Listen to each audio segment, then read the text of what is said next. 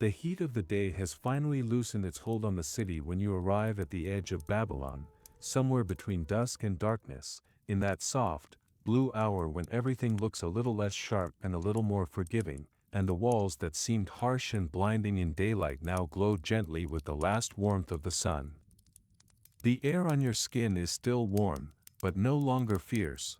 It wraps around you like a faded cloak, calm and familiar, while a slow breeze moves in from the river and brings with it the faint smell of water, of mud, of reeds, and something cool from far away that touches your cheeks and forehead like a patient hand.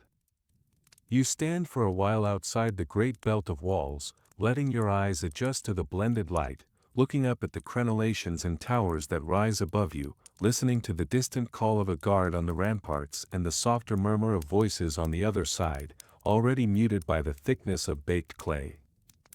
The walls themselves are a patchwork of sun-fired bricks, some darker where the years have stained them with smoke and rain, some lighter where they have been repaired more recently, the uneven surfaces catching the last sideways rays of the sun and turning them into thin gold lines along edges and corners. The ground beneath your feet holds the day's story, a crust of dust and fine sand pressed into hardness by cartwheels and sandals, still radiating a little stored heat up through the soles of your feet. When you shift your weight from one leg to the other, you feel the difference between patches that have absorbed more heat and places where a bit of shadow or dampness has cooled the earth. You take a slow breath in, and the air tastes faintly of dust and distant smoke, of barley chaff and animal hides, of things worked and traded and carried through the long hours of light.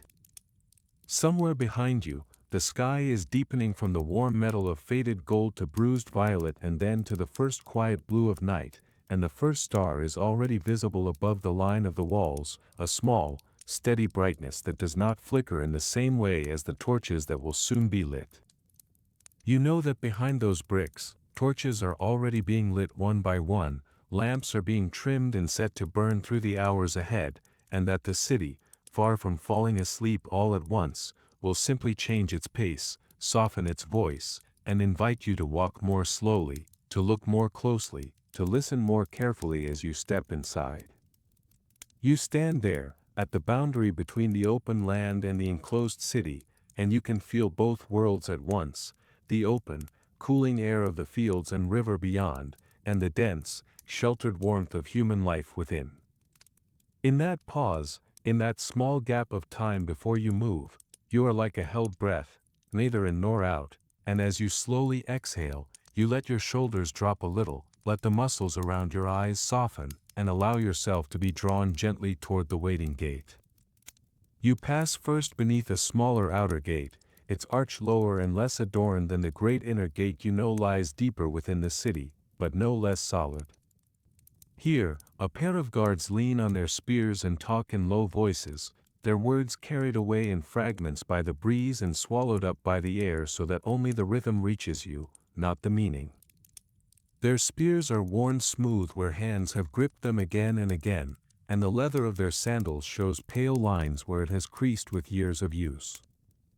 Their torches, set in iron brackets driven into the mud brick, cast a steady amber light on the wall, the flames humming softly as they consume their fuel. The light picks out the rough texture of each brick, the small chips, the shallow cracks, the places where someone's hand has smoothed the surface by brushing against it every time they passed.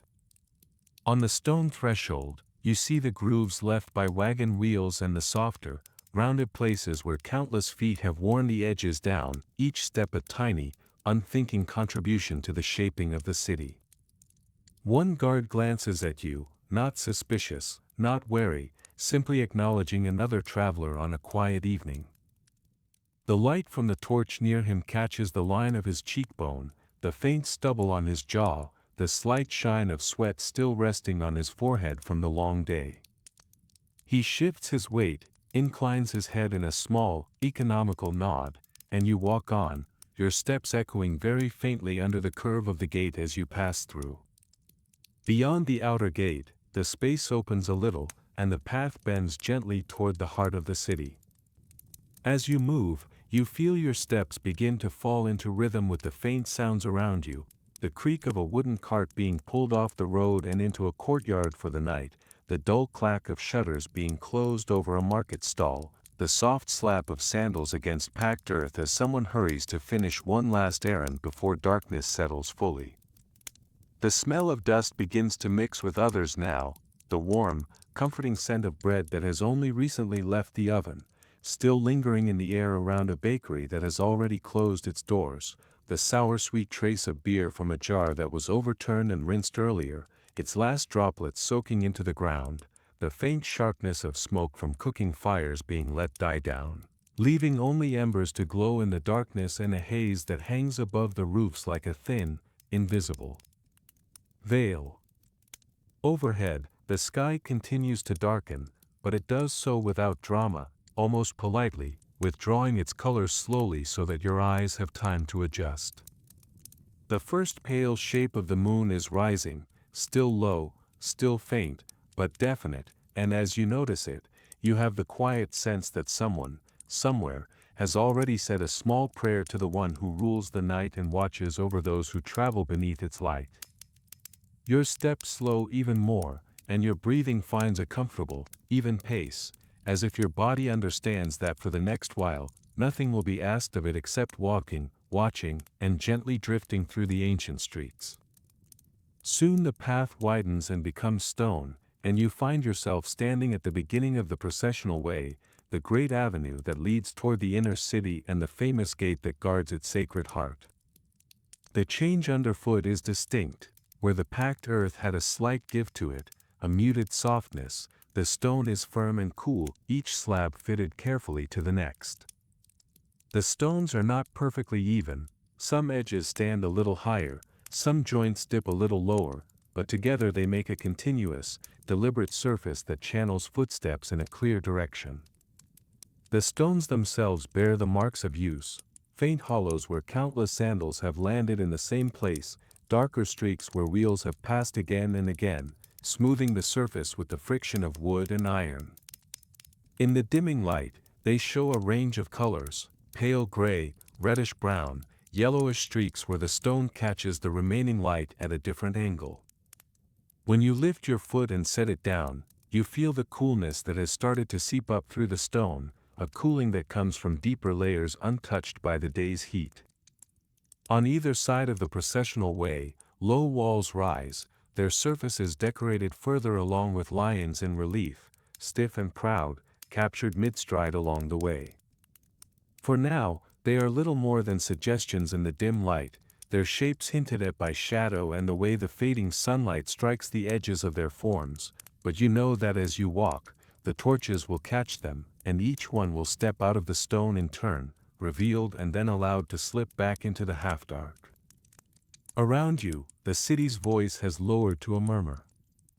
The clamor of bargaining and calling that would have filled the air in the afternoon has drained away, leaving behind softer sounds, the murmur of conversation from a doorway, the faint splash of water being poured from one vessel to another, the hollow, distant thud of a door closing somewhere out of sight. A cool thread of air runs down the stone corridor of the avenue, drawn from the wider spaces beyond the walls and funneled between the buildings, brushing lightly against your ankles and the back of your wrists. Somewhere behind a wall, a child laughs once, one bright, clear note that rises above the murmur, and is then hushed with a soft, murmured reply. From a distant courtyard, you hear the faint rhythm of a hand drum, not loud enough to stir excitement, just enough to mark time as a family finishes its meal. Above all of this, a low murmur of voices rises and falls like the distant sound of a river, never quite distinct, never troubling, just reminding you that you are walking through a place where thousands of people are settling gradually into the embrace of night. As you walk along the Processional Way, the stones beneath your feet begin to reflect small, shifting points of light. At first they are scattered and dim, barely noticeable, but step by step they grow more numerous, forming a shimmering path ahead of you where flame meets stone. Guards have set torches in iron brackets and clay sockets along the walls, each flame a breathing, living thing that sways gently with the movement of air, casting long, fluid shadows that slide over carved lions and flowers, making them seem to move, to stretch, to breathe alongside you. The lions now come fully into view, pale bodies picked out against dark, glazed brick, muscles suggested in shallow carving, manes rendered as patterns of fine lines that catch the light differently from the smoother surfaces around them. Their paws are defined with simple, firm strokes, claws indicated by small grooves that gather shadow. Each lion strides forward with one paw raised, caught forever in the act of walking, just as you are now walking. The lions repeat, one after another, like a calm heartbeat along the walls, their presence steady, reassuring, and strangely gentle in the flickering light. Between the lions, rosettes and other decorative motifs sit in carefully measured rows, their rounded forms catching tiny halos of light around them. The glaze on the bricks that frame them has a subtle sheen, not as deep as what you know waits ahead on the Great Gate, but enough that the surface seems to absorb and then release the torchlight in slow pulses, like the glow of embers under a thin layer of ash.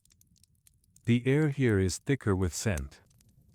You can smell the smoke of the torches, rich and slightly sticky with pitch, leaving a faint tackiness in the back of your throat and a shadow of scent on your clothes and skin. You catch the faint tang of oil from lamps carried by those moving along the way, the oil heated just enough by the burning wick to release its own mild, nutty fragrance. Layered above it all, almost like a high, thin note in a musical chord, comes the subtle aroma of incense drifting from deeper within the city, resin and wood and something sweet that you cannot quite name, rising and disappearing into the night sky. You breathe it in slowly, and with each breath, your thoughts, like the smoke, rise and then thin out, becoming less distinct, less urgent, until they are little more than wisps. The city's great avenue is doing its work on you, inviting your body into its rhythm, your mind into its wide, quiet space. Ahead, framed by deepening blue, the Ishtar Gate begins to emerge, at first just a shadowed bulk against the sky, a darker darkness, and then, as you approach, a shape, and then a color, blue upon blue, deep and luminous, as if the night itself has chosen to take on a solid form and stand watch over the entrance to the city's heart. The closer you come, the more the surface of the gate resolves itself into individual bricks, each one with its own slight variation in shade, its own way of reflecting the torchlight. The gate's surface is a field of dark, shining blue, each brick glazed to mimic the rich depth of lapis lazuli, the stone beloved of kings and gods. In the shifting torchlight, the blue does not stay still, it seems to ripple and deepen, like water stirred by a breeze, or like the sky reflected in a calm river at night. The glaze has a quiet, glassy luster, but beneath that smoothness, you can sense the clay, the earth that was molded and fired to hold this color for generations. Row upon row of animals are picked out in pale relief across this blue expanse, long-necked dragons with narrow heads and coiled tails. Their bodies patterned with small scales that catch tiny beads of light, powerful bulls with curved horns and lowered heads, their flanks suggested by gently swelling lines, their hooves planted firmly as if they are braced against some invisible wind. These creatures stand for forces older and wider than anything you can name, their forms repetitions of stories and symbols carried in the city's memory. The gate towers above you, higher than the houses you have passed, higher than the outer wall, its arches layered and framed, its upper levels crowned with crenellations that bite into the sky. Yet there is nothing threatening in its height. Instead, it feels like a protective arch, a vast, solid shape that shields what lies beyond, filtering who may enter, who may pass under the watch of its dragons and bulls. The torches to either side throw golden light on their flanks, creating alternating bands of shadow and shine along their bodies, giving them an almost breathing presence. Every so often, one flame flutters more strongly, and the shadow of a dragon neck stretches momentarily longer, up and across the face of the gate, like a passing thought that appears and then fades. You step closer until the bricks are almost within reach, and if you choose to extend your hand, your fingertips would meet cool, smooth glaze, so different from the rough, crumbly feel of ordinary mud brick. You can almost sense how many hands over how many years have brushed the same surface, tracing the same outlines, taking the same slow breath before moving on. The air here feels slightly cooler, as though the mass of brick and glaze has soaked up the day's heat and is now surrendering it in small, steady exhalations. For a moment, you stand still in front of the great opening, feeling the heaviness of the structure above and around you, the comforting weight of so much ordered stone and clay holding its place against the sky, a fixed point in a world of moving water and shifting sand. Then, when you are ready, you pass beneath it. The passageway through the gate enfolds you in its own small world of echoing footsteps and compressed sound. The ceiling lowers above your head compared to the open sky outside, and the walls on either side move closer in, their blue surfaces catching and amplifying the warmth of the torches set along the way. The air feels slightly different in here, still, protected, yet carrying a faint, continuous whisper as tiny drafts find their way through the stone and along the floor.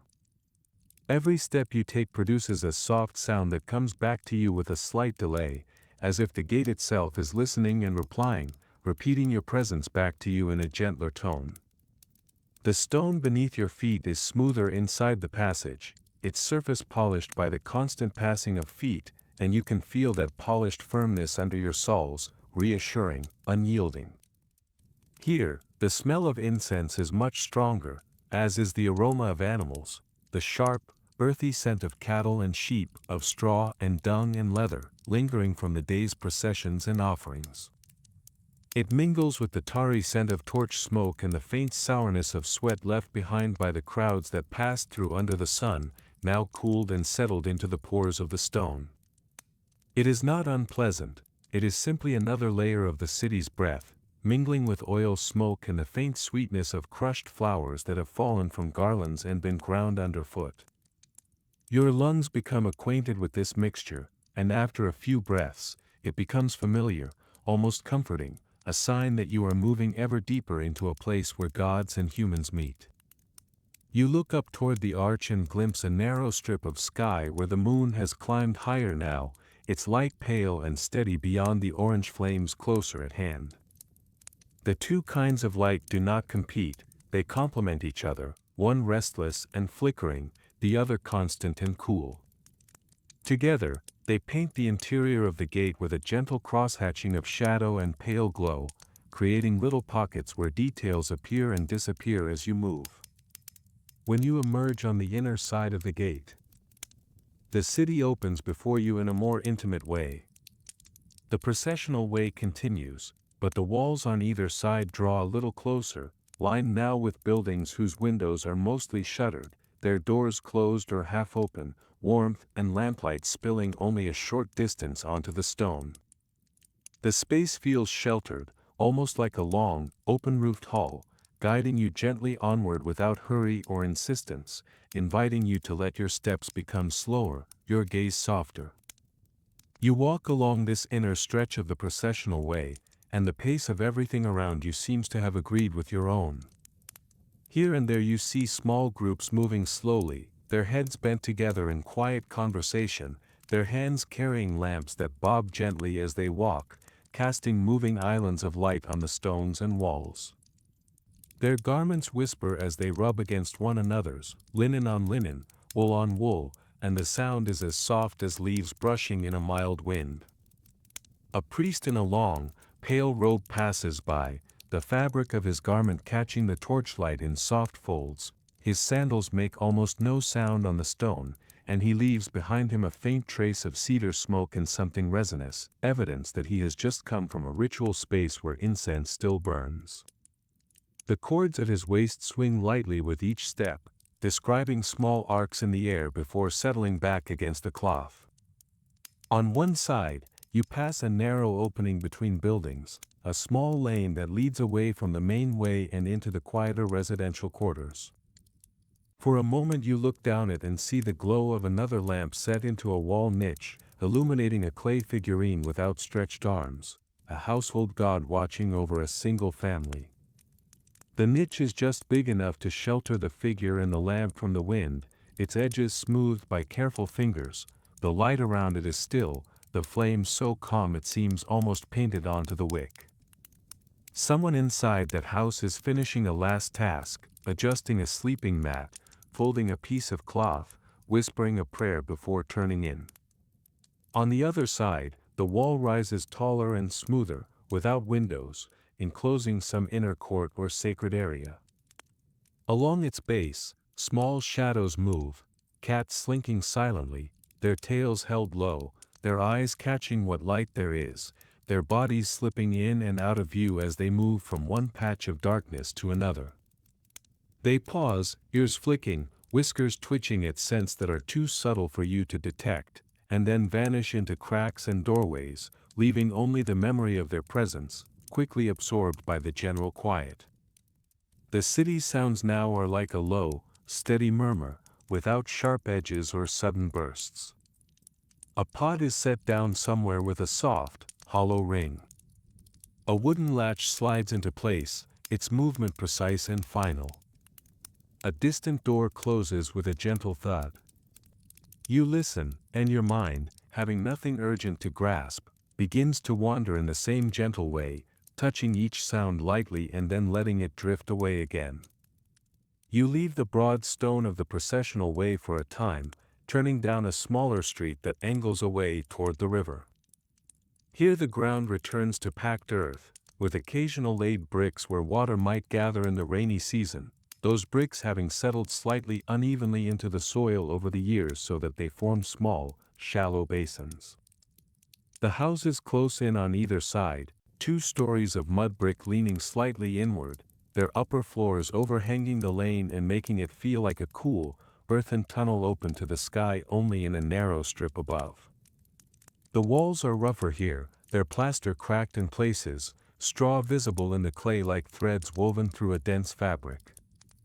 Under your fingers, if you reach out to touch, the surface is cool and slightly uneven, the tiny grains of sand embedded in the plaster making it faintly gritty. In some spots, the plaster has fallen away to reveal the bricks beneath, orderly rows of rectangular shapes, each with its own tiny imperfections, stacked carefully and bound by dried mud. From behind the walls, you hear the domestic music of evening, the low, familiar murmur of a family speaking in relaxed tones. The clink of clay cups gently touching the ground or one another, a short, gentle laugh muffled by the thickness of brick.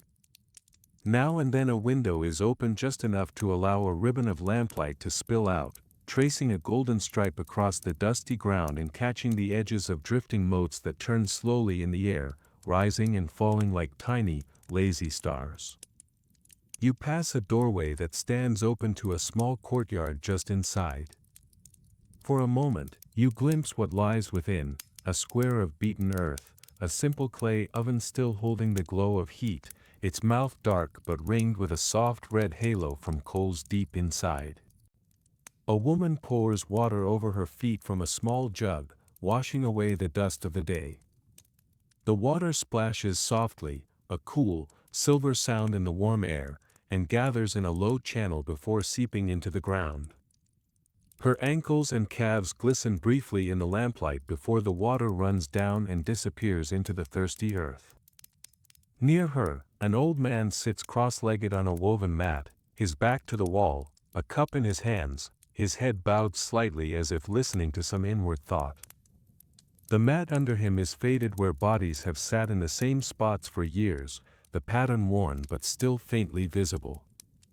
A small oil lamp stands beside him, its flame steady and patient, casting a soft halo that holds the 3 of them, the man, the woman, the oven, in a small circle of warmth and light, leaving the corners of the courtyard in gentle shadow.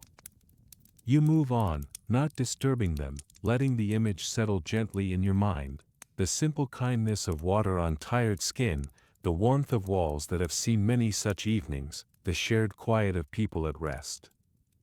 Your own feet feel suddenly more aware of their contact with the earth, and each step seems to loosen some small knot of tension within your body, allowing it to flow down into the ground and disperse.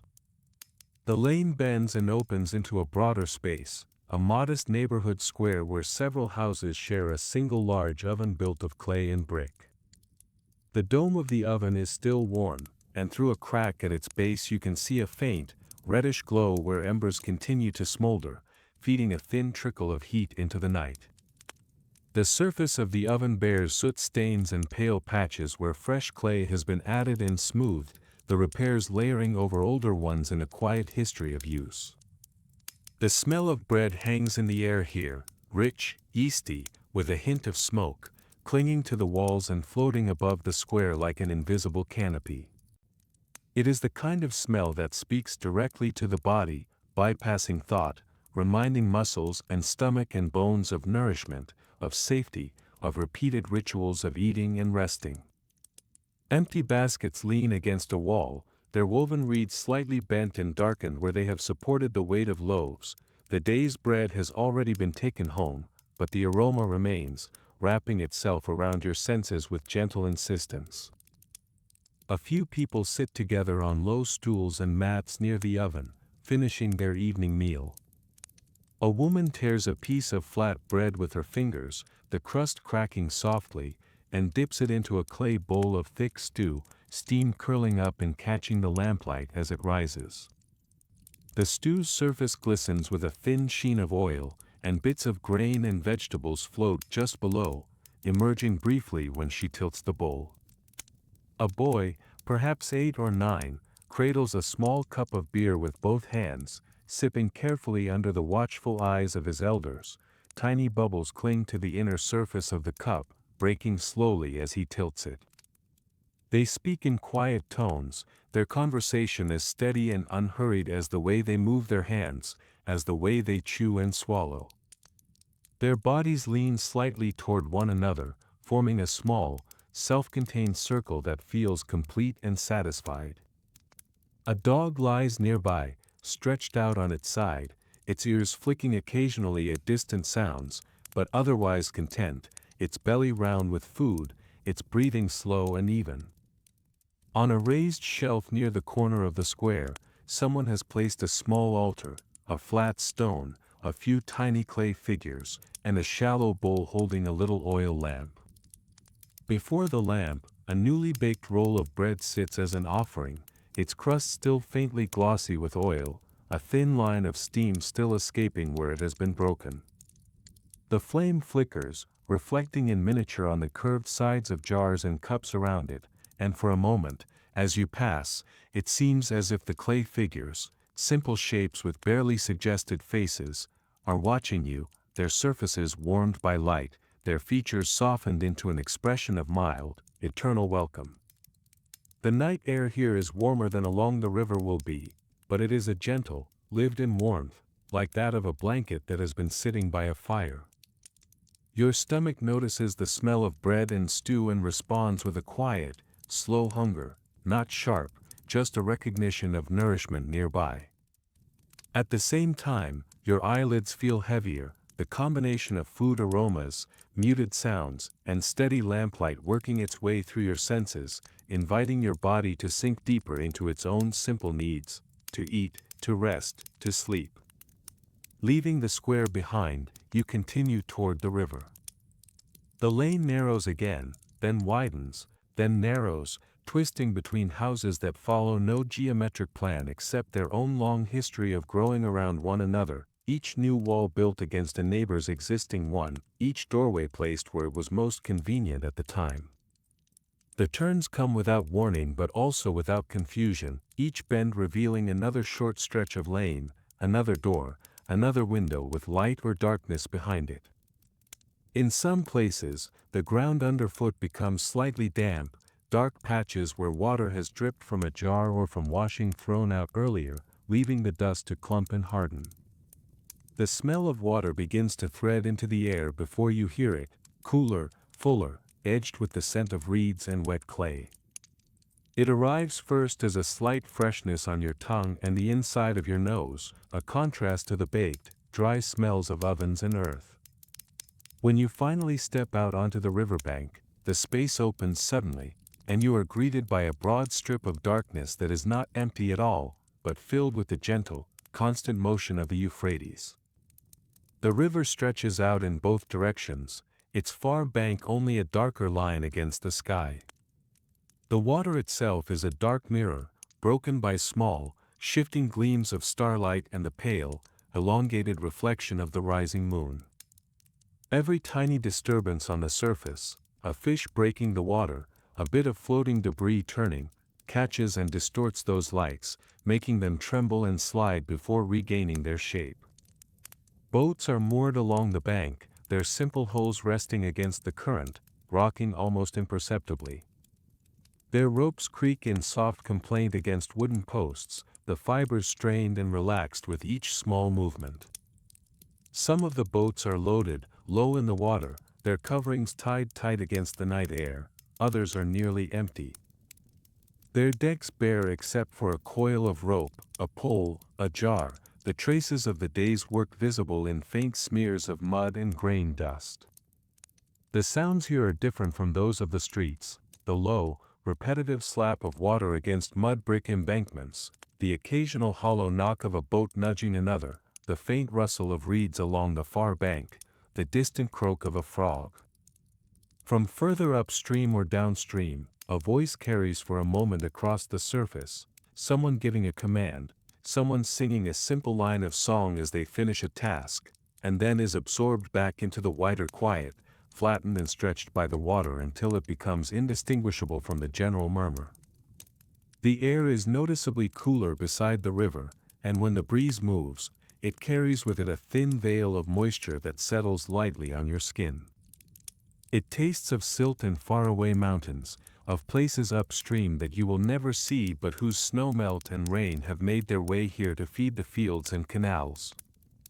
Your lungs register the difference without needing your attention, adjusting easily, appreciating the coolness after the heavier warmth of the inner streets. You step closer to the water's edge and stand there, feeling the subtle change in temperature and smell and texture around you, as if you have stepped into another, gentler layer of night that belongs particularly to the river and its unseen life. A small stone landing extends into the water, its surface smoothed and darkened by the repeated washing of waves and the passage of feet and wheels. You walk onto it, the stone under your feet now cool and lightly damp, slick in places where a thin film of river water has recently spread and then partially dried, staining the stone with faint, irregular patterns. Moss and algae cling in narrow bands along the edge, darker and softer under your toes. You pause at the end of the landing and look down at the current sliding by. It is not a uniform movement, the water flows in overlapping layers, some faster, some slower, some turning back briefly in small eddies before rejoining the main flow. The reflection of the moon trembles on the surface, stretching and contracting as the water moves, sometimes breaking into a scattering of bright fragments and then pulling itself together again into a recognizable shape, as steady and reliable in its cycles as a heartbeat. A ferryman sits nearby on the low deck of his boat, leaning against the side with one leg drawn up, his arm resting loosely across his knee. His silhouette is outlined by the torch fixed at the prow, which has been set into a metal ring hammered into the wood. The torch's light spills out in a soft triangle over the water, making the ripples glow for a little way before they vanish again into darkness. The ferryman's other hand rests lightly on the pole that lies lengthwise across the boat, fingers curled around it even in stillness, as if his body is used to the feel of it and reluctant to let go. He glances up at you with mild curiosity, his features lit from below by the torch, throwing shallow shadows into the lines of his face and making his eyes shine faintly. Then he nods toward the center of the river in a silent offer. You accept by stepping a little closer, and he rises without hurry, setting his bare feet firmly on the planks. He steps into the shallow water to steady the boat as you climb aboard, the cool river flowing around his ankles in thin, swirling lines that catch the torchlight before moving on. The hull rocks gently under your weight, then settles, the movement transmitted up through the soles of your feet and into your legs in a small, pleasant sway. The ferryman pushes off from the landing with a practiced thrust of his pole, the tip grinding briefly against stone before it finds water and then the softer resistance of the riverbed. The boat glides away from the bank, leaving behind a small wake that spreads outward in V-shaped ripples, distorting for a moment the reflected moon and torchlight. As you drift across, the city's noises fade into a soft, undefined hum behind you, and the river's own voice becomes clearer, a continuous, low murmur that seems to speak of long distances and slow time. The motion of the boat is gentle and rhythmic, a small rise and fall that your body easily matches, encouraging your muscles to loosen, your shoulders to drop, your breath to fall into long, even cycles that feel like the river's own breathing. The torch at the prow flares slightly when a gust of wind catches it, then settles back, its flame bending in slow response to the air's movements, leaving faint afterimages of light on your eyes when you blink. On the far side, another stone landing waits, less worn than the one you left, its edge lined with wooden posts to which boats are tied. The boat brushes against the stone with a soft thud, and the ferryman steadies it with his pole, wedging it briefly between boat and landing to hold them together. He looks at you once more, his expression unchanged, and you thank him with a nod, a shared understanding passing between you in that simple gesture. He responds in the same easy way, turning his attention back to his work, already adjusting the boat's position in readiness for the next quiet crossing. You step onto the bank and stand there for a moment, adjusting to the feel of land again, the stone under your feet now clean and cool, as if this side has been washed more thoroughly by the river's touch. The air feels a little different here, perhaps slightly less filled with the smell of cooking and human closeness, a touch more raw, the sense of storage and travel and waiting. This half of the city feels slightly different in character, its streets narrower at first, crowding close to the water, lined with warehouses and sheds where goods from distant regions sleep in the dark, sacks of grain stacked in careful piles, their surfaces taut and smooth, jars of oil sealed with clay stoppers and marked with signs, bundles of wool wrapped in cloth and tied with rope. The smell here is a layered one, the dry, dusty scent of stored goods, the sharp tang of woven reed ropes, the faint sourness of old fish near some of the sheds, and always, underneath it all, the breath of the river seeping in through gaps and cracks. You move away from the shore and into the streets again. Lamps hang above certain doors, marking them as watch posts or late working places. Their light falls in rounded patches on the ground, leaving the spaces between in thicker shadow. A guard stands under one such lamp, his spear resting against the wall, his attention moving slowly between the alleyways. The lamp's flame reflects in his eyes for a moment as he glances at you, and then his gaze passes on, satisfied that nothing here threatens the calm of the night. The wood of his spear has a polished sheen where his hand has slid up and down it countless times, the grain darkened by sweat and oil. A little further on, you pass a small shrine set into a street corner. It is simple, a recessed niche in the wall, its edges rounded by weather and the touch of hands, a clay figure of a seated god within, the features smoothed by time and the repeated caresses of the devout. Before it, a lamp burns, its flame sheltered from wind by the curved walls of the niche. A small dish holds a few grains, perhaps a fragment of bread, left as an offering by some passerby earlier in the evening. The smoke from the lamp rises in a thin, almost invisible thread, carrying the faint smell of oil and charred wick.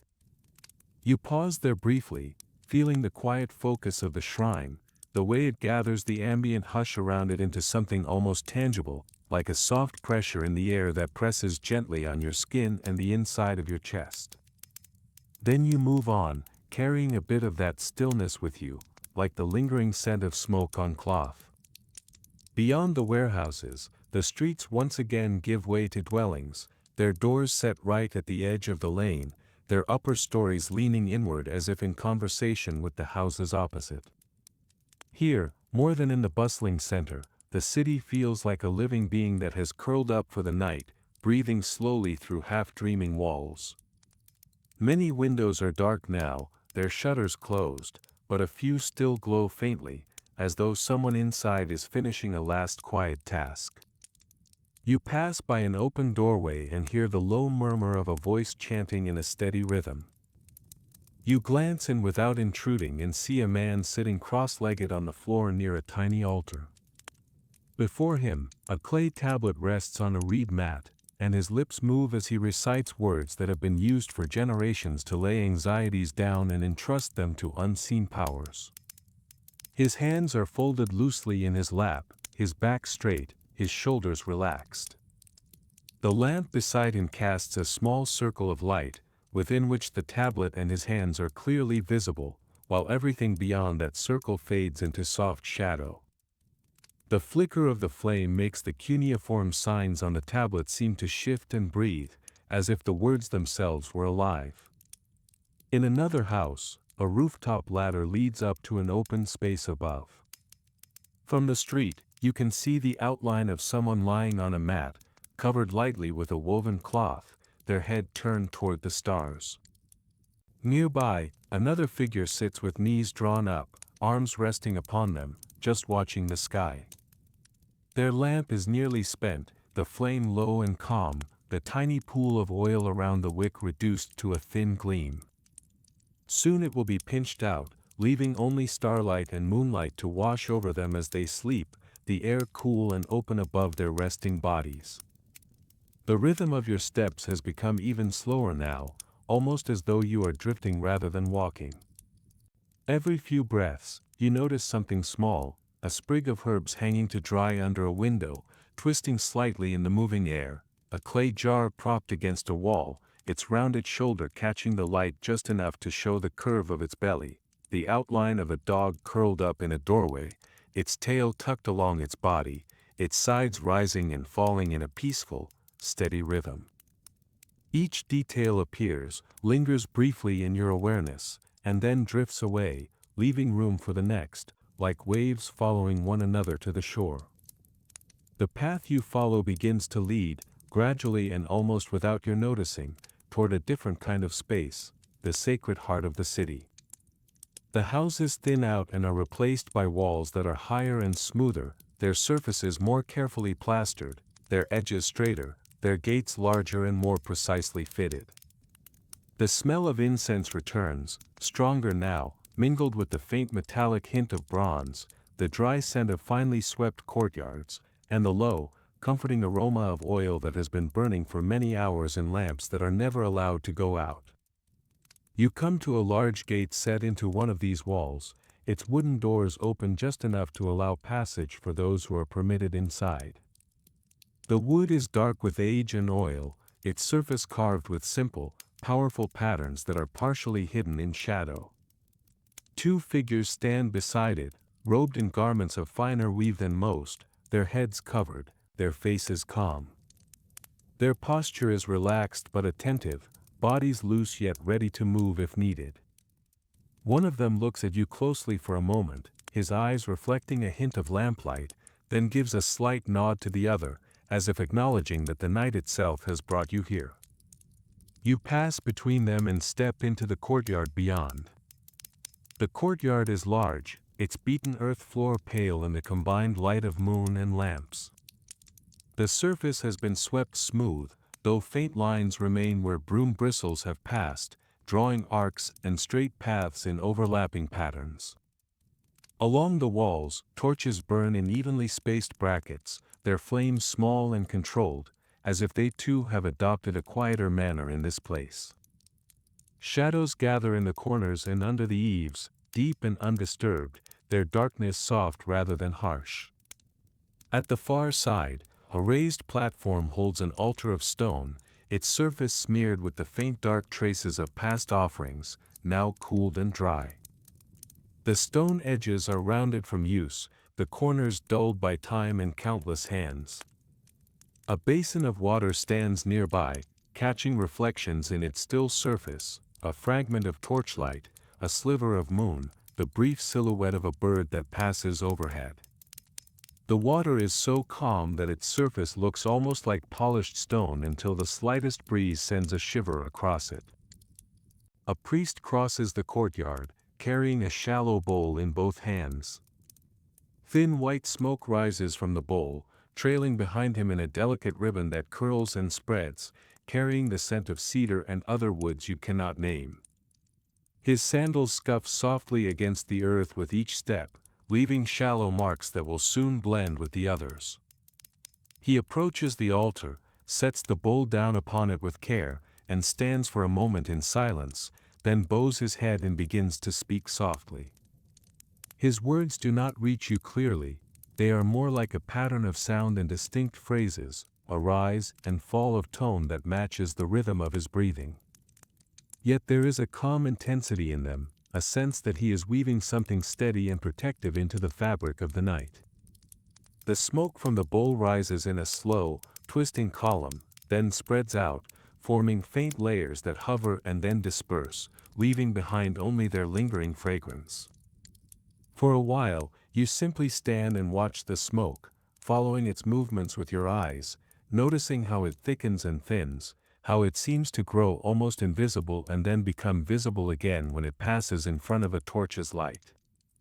Near one corner of the courtyard, a narrow passage leads further inward, toward the inner rooms and, somewhere beyond, the towering shadow of the great ziggurat. You move toward this passage, guided by a small series of lamps set at knee height along the wall, each flame carefully tended to burn low and steady. The walls on either side are cool to the touch, even through the warmth of the air, and the stone underfoot is smooth, each step echoing faintly, then being caught and softened by the enclosed space. The corridor you follow opens onto another space, smaller and higher walled, where the ziggurat silhouette looms above in the background, a dark, stepped shape that rises layer upon layer against the star-filled sky.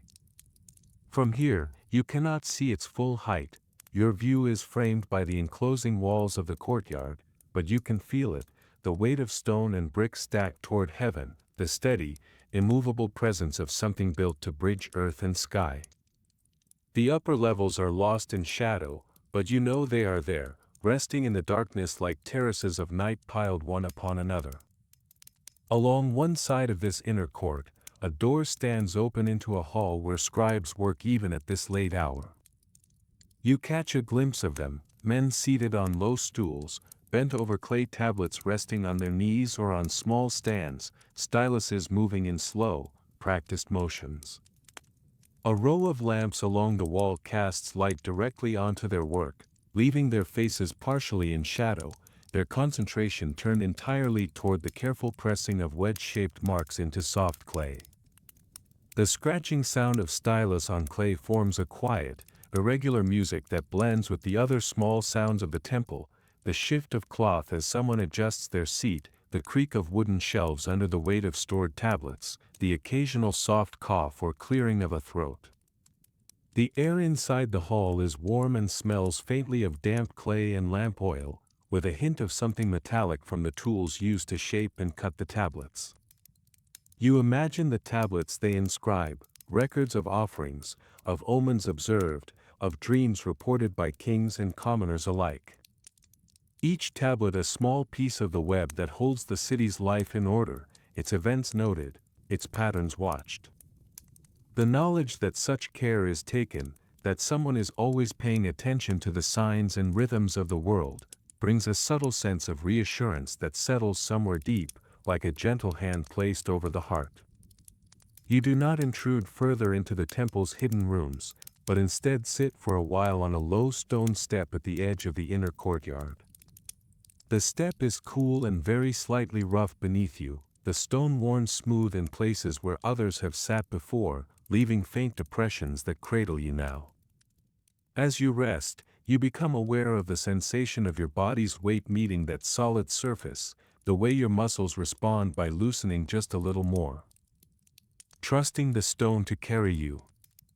From this vantage point, you can see a portion of the night sky above the courtyard walls.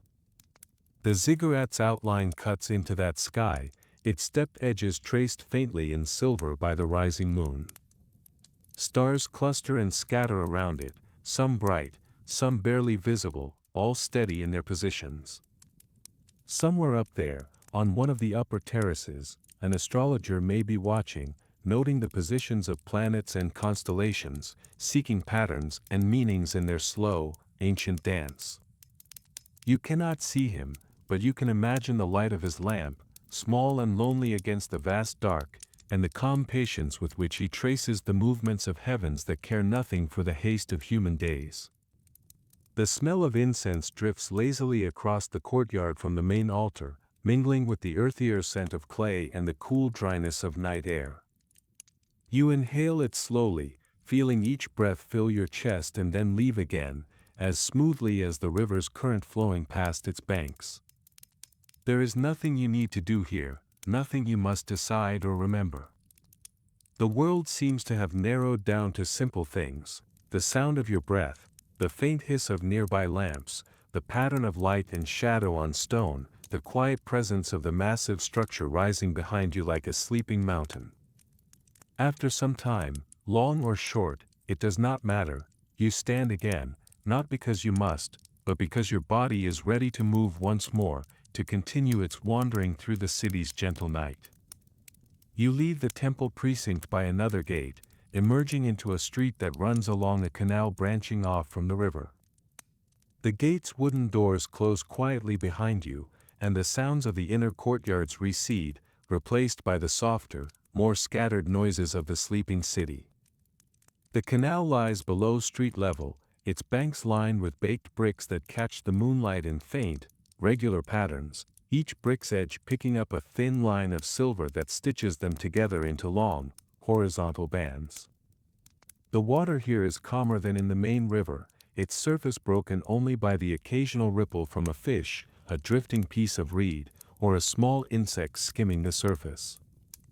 The canal reflects the sky in a muted, broken way, its dark surface holding distorted versions of stars and the moon, the images stretched and compressed as the water moves.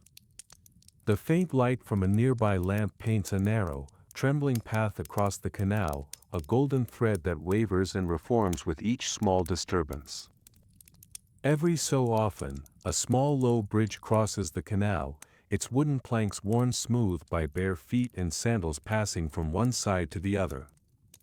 The railings, where they exist, are simple beams, their edges rounded from the touch of hands, their grain raised slightly where weather has eaten away at the softer parts of the wood. The smell of water is stronger here, an earthy, living scent that feels old and familiar, like the breath of the land itself exhaled through every canal and channel. You walk along the edge for a while, listening to the soft, irregular sounds that arise, the croak of frogs hidden among reeds and grasses at the waterline, their voices overlapping and then pausing, leaving a moment of silence before beginning again, the delicate click and whir of insects, some near, some far, creating a faint, ever-shifting pattern of sound, the distant movement of something small scurrying among the stones, perhaps a mouse or a lizard. These sounds are quiet individually, but together they form a gentle texture in the air, a constant, unthreatening presence.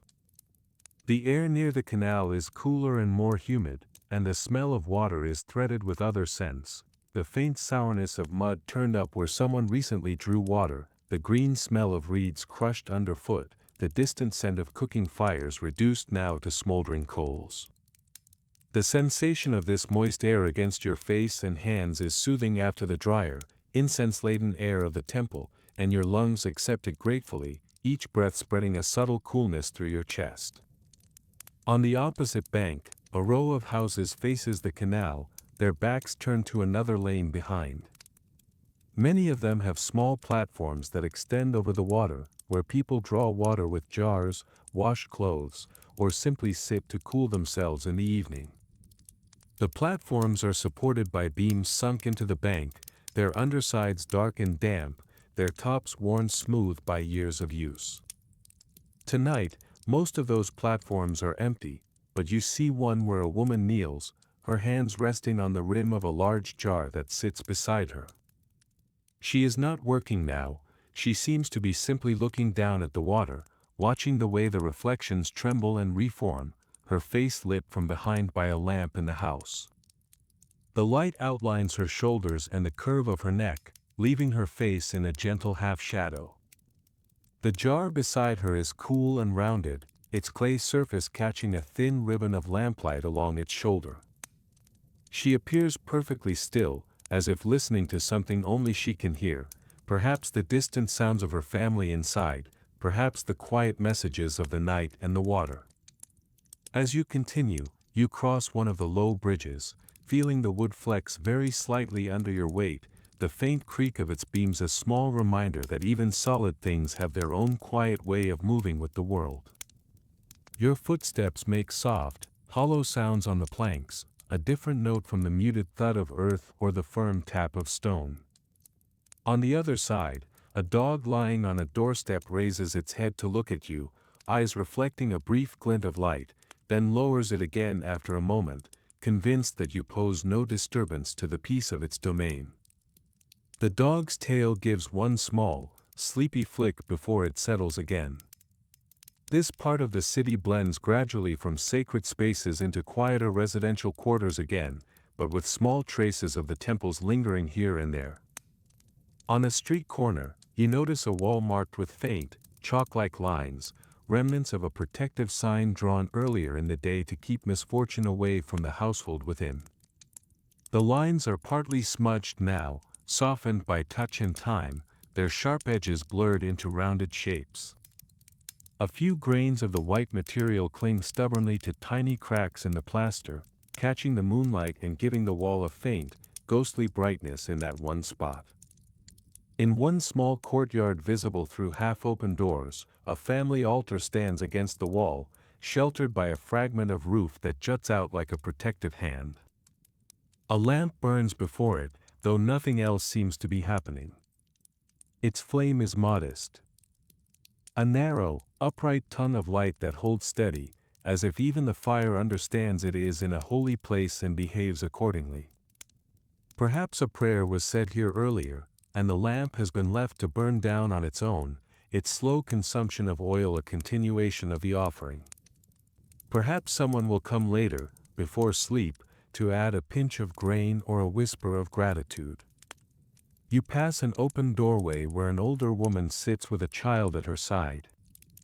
She is gently combing the child's hair with a wooden comb, drawing the teeth carefully through the strands, untangling knots with patient fingers.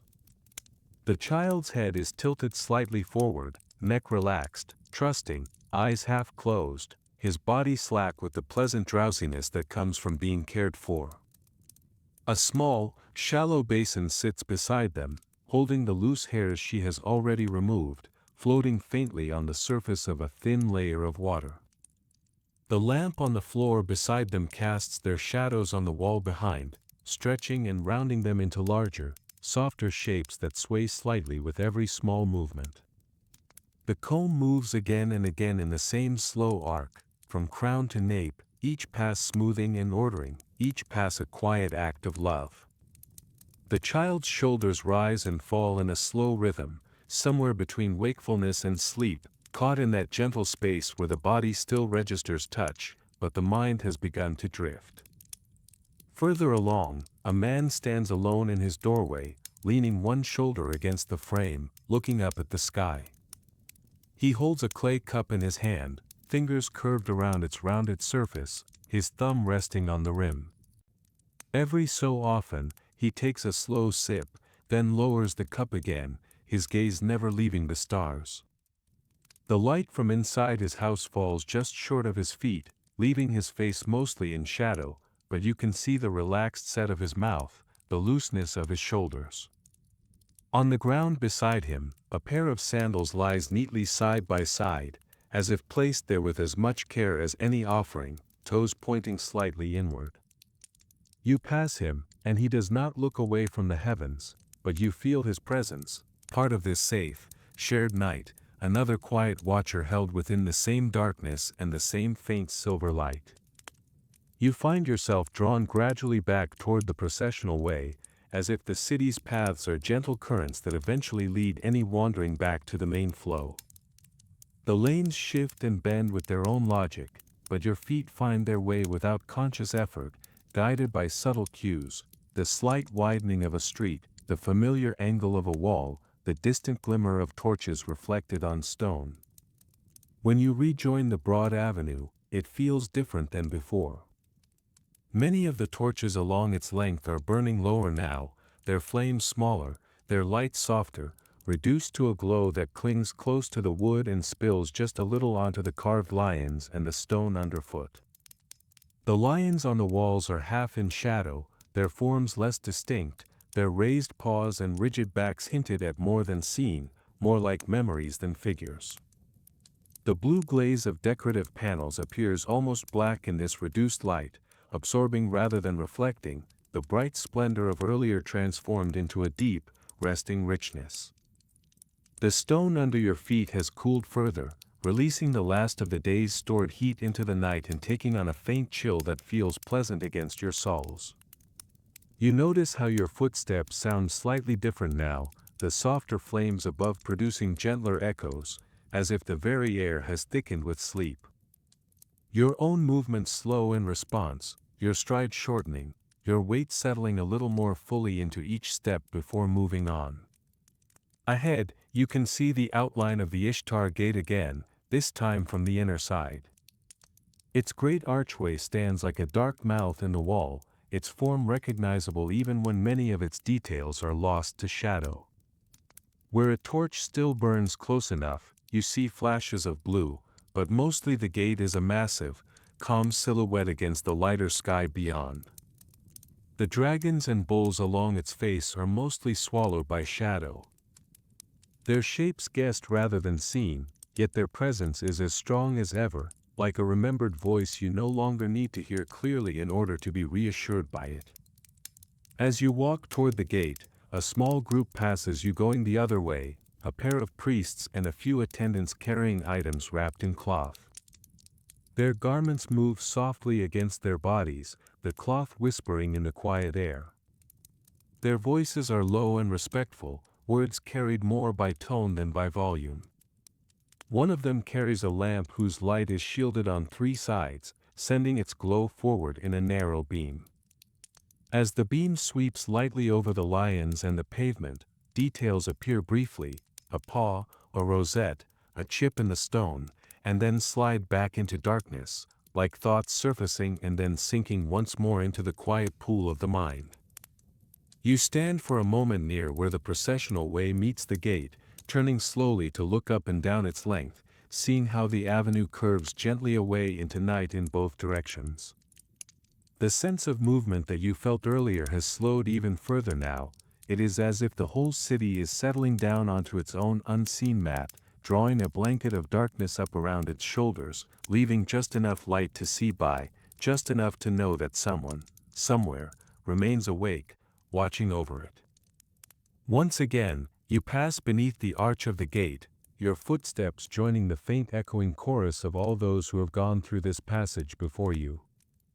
The blue walls are darker here than they were at dusk, but if you look closely, you can still make out the outlines of dragons and bulls, their forms just visible where light from a distant torch touches glaze and then slides away. Above, the narrow open strip of sky is now a deeper blue-black, scattered with stars and cut by the pale, curved edge of the moon, higher now and more sure of itself. Beyond the gate, the outer part of the city stretches away toward the fields and the distant dark line of palm groves. That region, too, has its own quiet life at night, farmers sleeping in low houses near their plots, guards at smaller outposts, dogs patrolling along the irrigation channels. But you feel that your path tonight belongs more to the inner spaces, to the courtyards and roofs and alleyways where the city's breath can be heard more intimately. So you turn back before fully leaving and make your way once more toward the lanes between the walls, allowing your feet to choose turns almost at random now, trusting that wherever you go will be another facet of the same calm stone, the same cool air, the same gentle rhythm of a great city at rest. The houses you pass now feel familiar, even if you have not seen these exact ones before. The pattern is the same, Doorways slightly recessed, lintels worn smooth by hands, small niches with lamps or gods or both, silent roofs waiting for their sleepers.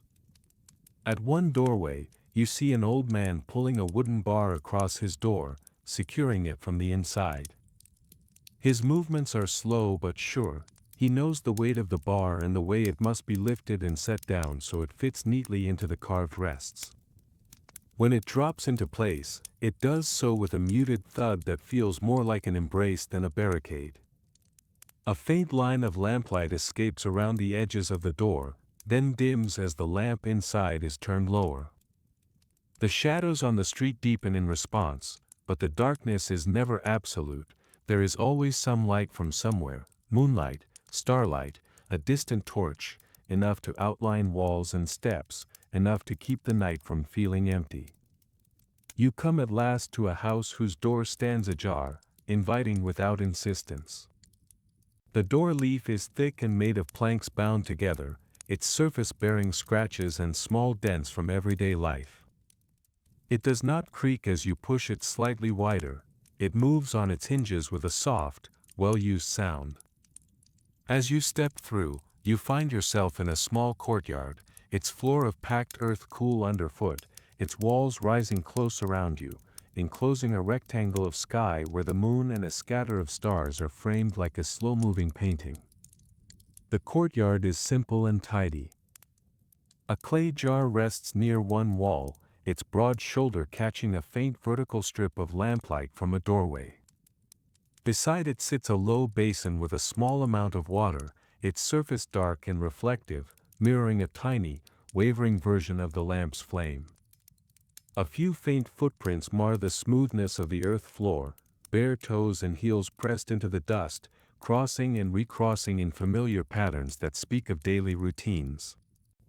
A young man sits by the basin, washing his hands and face, drawing water up with cupped palms and letting it run slowly over his skin.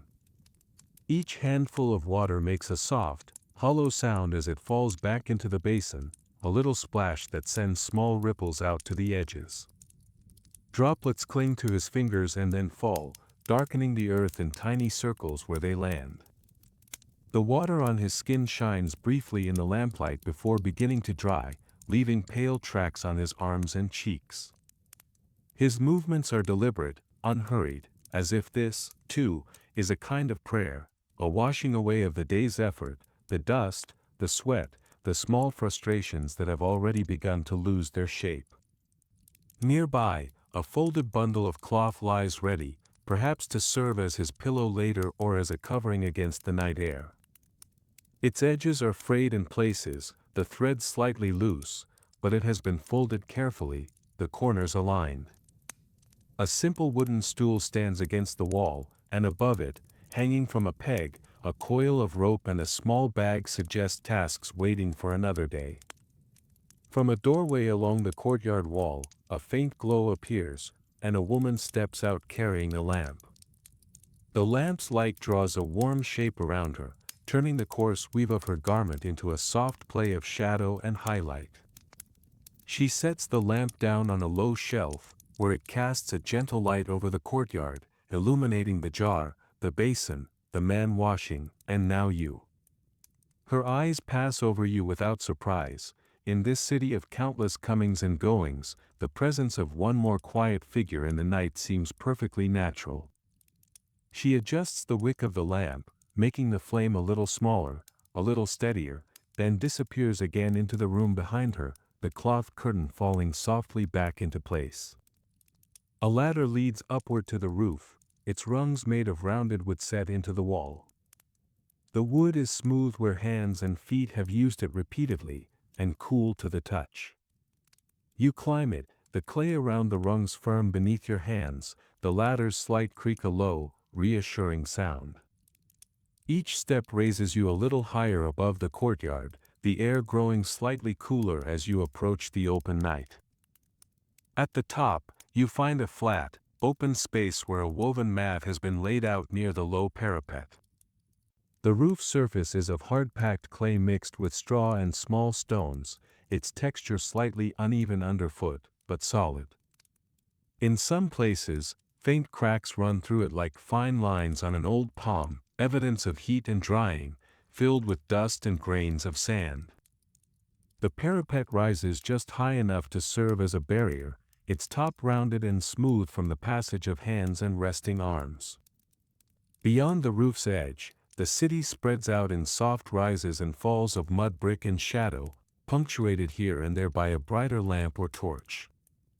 The ziggurat's dark shape is visible in the distance, a layered outline against the sky, and the line of the river is suggested by a faint sheen where the moonlight catches on moving water. Smoke from lingering fires forms low, thin bands that drift slowly above the rooftops, barely visible against the sky but adding a subtle softness to the horizon. You lie down on the mat, feeling the firm but yielding surface accept your weight, the woven fibers pressing lightly against your back and limbs. The mat smells faintly of straw and sun, of the people who have rested on it before you.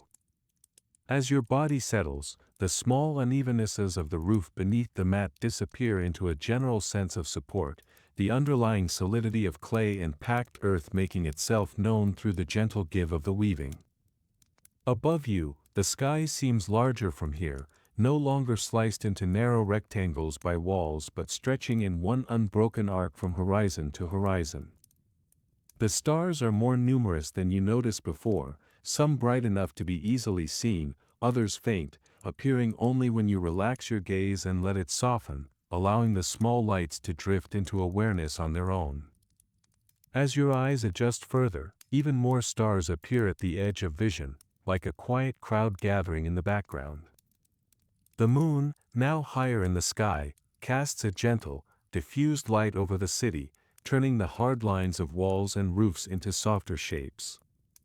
Shadows gather in hollows and at the base of parapets, but even they are not fully dark, they hold a hint of reflected light, enough to outline the edges of things without making them disappear. The ziggurat's stepped profile is picked out in faint silver where the moonlight grazes its angles, each level catching a little and then passing it on to the next. The sounds of the city reach you now in their gentlest form, a distant dog bark, already half swallowed by the thickness of air and the layers of buildings between you, the low murmur of a conversation from another rooftop, too far away for words to be understood, the voices rising and falling like waves, then quieting, the rhythmic chirping of insects rising and falling without pattern, yet somehow forming a constant, soothing backdrop. From one of the nearby temples, there comes, very faintly, a few notes of some small instrument, perhaps a reed pipe or harp, played slowly and without urgency. The melody is simple, more like a line of breath turned into sound than a piece of music, and it fades in and out, mingling with the night. You are aware of your own breathing, the gentle rise and fall of your chest, the way cool air enters your nostrils, warms slightly inside you, then leaves again, taking with it, little by little, the remnants of the day's thoughts. Each exhale feels like a small release, a letting go of something that no longer needs to be carried. Your muscles soften in response, one group after another, shoulders, neck, back, hips, legs, hands. Even your fingers, which may have been curled or tense, begin to uncurl and rest more openly on the mat. Nearby, someone shifts in their sleep, perhaps on another roof, and a fragment of sound drifts through the night before dissolving into silence. You catch none of it clearly, but the sound is gentle, no more intrusive than the rustling of palm leaves or the distant movement of a boat on the river. It is simply another sign that you are not alone here, that others are breathing and resting under the same sky. As you lie there, your mind wanders lightly over the places you have seen tonight. Like a slow walk taken again in thought. You revisit the glow of the Ishtar Gate's blue bricks and torchlight, the way they seemed almost to hold the sky within them, the glaze catching and releasing light in slow, shifting pulses. You recall the lions along the processional way, their raised paws caught forever in mid-step, as if they, too, were always walking these streets, never hurried, never tired, their stone bodies repeating a rhythm older than any single night. You remember the family around the communal oven, sharing their bread and stew in the square, their faces calm and lit from below by the warm light of the fire. The way the steam rose from the stew, twisting into the lamplight before disappearing, the way the boy's hands curved around his cup as if it were a precious object, the quiet focus of the woman tearing bread into pieces. The old man seated in his courtyard, a cup in his hands, watching nothing and everything at once as his lamp burned beside him. The priest pouring incense onto the altar's surface, his hands steady, his voice low, his actions part of a pattern older than he is, older than the city itself. In your memory, these scenes overlap gently, their edges soft, one dissolving into another, like patterns in smoke. The riverbank with its rocking boats becomes, for a moment, the inner courtyard of the temple, where smoke rose from the bowl and stars looked down between walls. Then it shifts again to the quiet street with its chalk markings on the wall, the protective signs that keep misfortune away, then back to the roof where a child fell asleep under the watchful eye of a parent listening to distant sounds. Each image rises, lingers, and sinks, replaced by another, not with sudden jumps but with slow, drifting transitions. Your mind does not cling to any of them, it touches them and then lets them pass, just as your feet touched the stones and earth of the city and moved on. It is a kind of walking that requires no effort now, a wandering through memories that carries you further and further from the sharp edges of wakefulness. You become aware, too, of the city itself as something like a living being around you. Its walls, thick and high, are like the arms of a great, sleeping figure wrapped around its people. The torches on the ramparts are its eyes, half open, keeping watch even as most of it rests. The slow movement of the river is its breathing, in and out, unceasing yet calm. The distant, barely audible sounds of the night, frogs, insects, a rare cartwheel turning far away, are like the little noises a dreamer makes, meaningless individually but together forming the sound of continued life.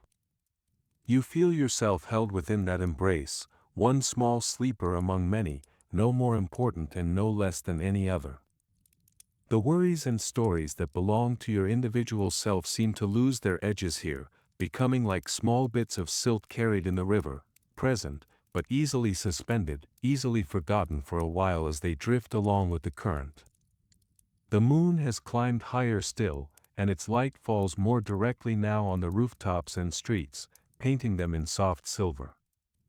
The ziggurat's shape stands out clearly against the sky, each of its levels picking up a faint edge of light, like steps not so much leading upward as connecting the earth gently to the heavens. The temples and palaces rest patient and still, their lamps burning lower but not yet extinguished, small islands of golden light against a sea of darkness and starlight. Somewhere in the city, a priest may still be awake, reciting his last prayer before allowing himself to sleep. Somewhere, a guard shifts his weight on the wall and looks once more into the darkness beyond, seeing nothing unusual but hearing enough to know that all is as it should be. Somewhere, a woman adds one more piece of bread to an altar, then goes inside and lies down beside her family, trusting that the gods and the walls and the river will hold through the night. On your mat, your body feels heavier now, not in a burdened way, but in the way of something that has at last found a place to rest. Your limbs sink more deeply into the weave beneath you. As if the mat itself were slowly rising to meet and support you, taking over the work of holding you up so that your muscles no longer need to. The air against your skin is just the right temperature, not hot enough to irritate, not cold enough to disturb, so that you hardly notice it except when a slightly cooler breath of wind passes, bringing with it the faintest hint of incense or river or baked earth. Your thoughts, such as they are, have lost their words. They feel more like impressions now, the sensation of cool stone underfoot, the reflection of torchlight on water, the texture of a mud brick wall under your fingers, the smell of bread and oil and cedar, the sound of lapping waves, the distant echo of chanting. Even these begin to thin, becoming less frequent, like footsteps that grow farther apart as a walker slows and finally stops. If a dream begins to form, it does so gently, without sharp corners or sudden appearances. Perhaps you are walking again along the processional way, but this time, you are the only one there, and the lions are not carved but living, though they make no sound and do not approach you. Perhaps you are floating above the river, seeing the city's lights as little islands in a dark sea. Perhaps you are simply standing before the Ishtar Gate, watching the blue bricks darken and lighten with some slow rhythm that has nothing to do with time as you usually understand it. Whatever shape the dream takes, it inherits the softness of the world you have just seen, the same calm air, the same steady breath. There is no urgency in it, no demand.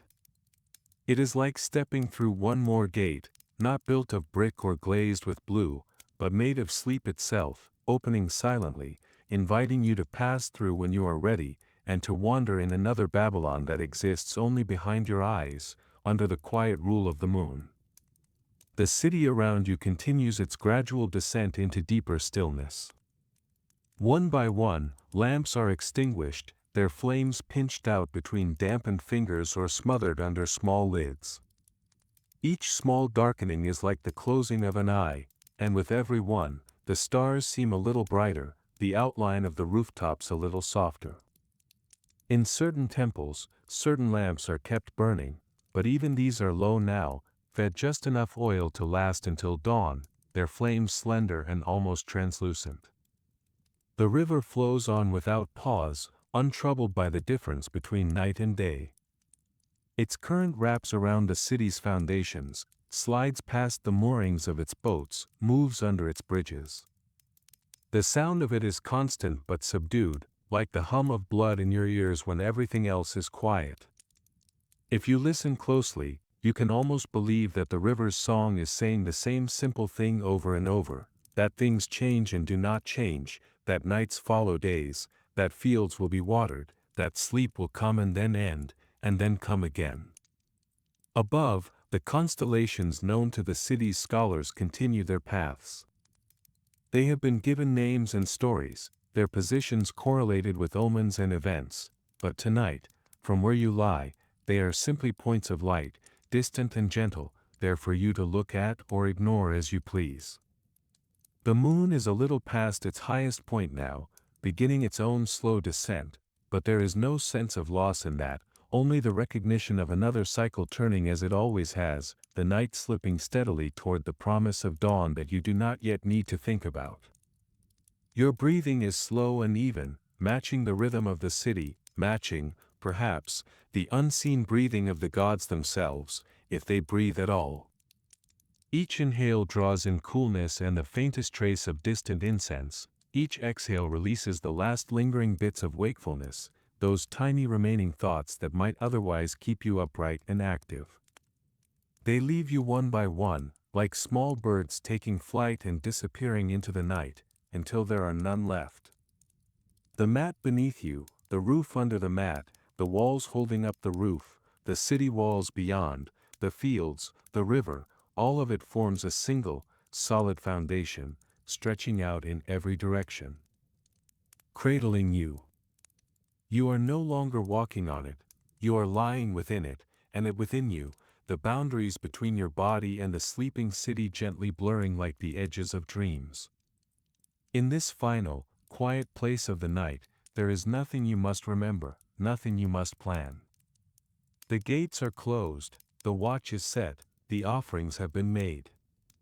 The gods, if they are watching, are calm. The people, mostly, are at rest. The city itself, this ancient, breathing creature of brick and stone and water, holds steady, its many hearts beating slowly in the chests of those who sleep and those few who remain awake to keep the lamps burning. You feel yourself floating just above the edge of sleep, like a boat on a river current that is very gentle but absolutely sure of its direction. You do not need to steer it, you do not need to watch for obstacles. You only need to allow yourself to drift, to let your weight sink fully into the mat, to let your eyelids close completely, to let your last conscious thought be something simple and soft, the feeling of cool air entering your lungs, the faint smell of clay and oil and distant water, the image of a blue gate under the moon, its dragons and bulls watching over a city that will still be here when you wake. And so, as Babylon settles deeper into its own timeless night, you, too, settle, your breath a part of its breath, your dreams a small, quiet thread in the vast, old tapestry of its sleep.